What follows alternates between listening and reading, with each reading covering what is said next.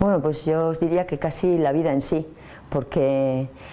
por la profesión que tengo, en muchas ocasiones pues hay situaciones muy duras y muy al límite, y en general observas que la gente que normalmente está viviendo y está desarrollándose, pues le parece lo normal y le da poca importancia. Entonces yo creo que la vida en sí te da energías y te da vitalidad para seguir haciendo y desarrollando las cosas que normalmente cada día y rutinariamente tienes que hacer.